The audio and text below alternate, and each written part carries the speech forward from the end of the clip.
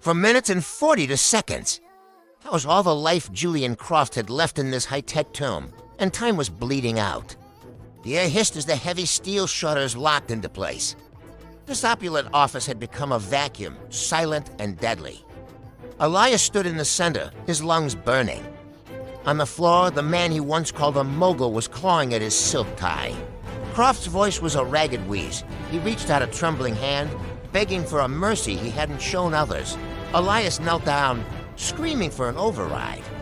Croft's finger pointed toward the massive black marble desk at the far end, but someone else was. Already there, a figure in a tactical mask stepped into the rhythmic red strobe light. The masked man's voice was a cold rasp. He told Elias the lever was dead. There was no escape from this design. The mask hissed as the seals broke. Slowly, it unlatched, revealing a face Elias had known since childhood, now twisted by fire.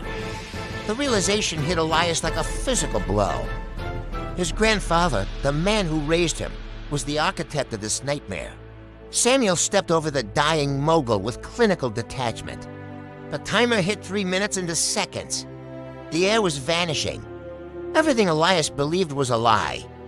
The fire that had supposedly taken his family was no accident. It was a business transaction. Samuel admitted it with no remorse. He had started the fire for insurance money, using his own flesh and blood as kindling.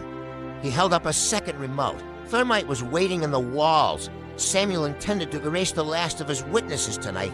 1 minute and 58 seconds left. Elias's eyes darted around, searching for a weapon, a chance.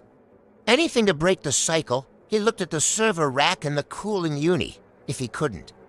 Override the system, he would shatter it. Elias grabbed the heavy, lead-weighted clock.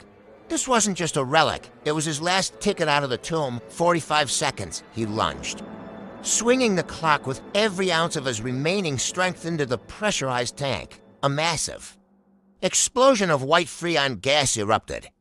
Filling the room, the thermal sensors went blind in an instant. The system failed. The gears of the emergency override began to grind. Forced open by the sudden drop in pressure, the steel shutters screeched upward for the first time tonight. The room was no longer a vacuum. Cold night air and pale moonlight slammed into the mist, the red. Strobe was drowned out by the blue glow of freedom. Elias dragged Croft toward the balcony. He looked back into the fog, but the silhouette of his grandfather was gone. The architect had vanished, leaving only a ticking clock and a legacy of lies behind. 3, 2, 1, the timer hits. 0.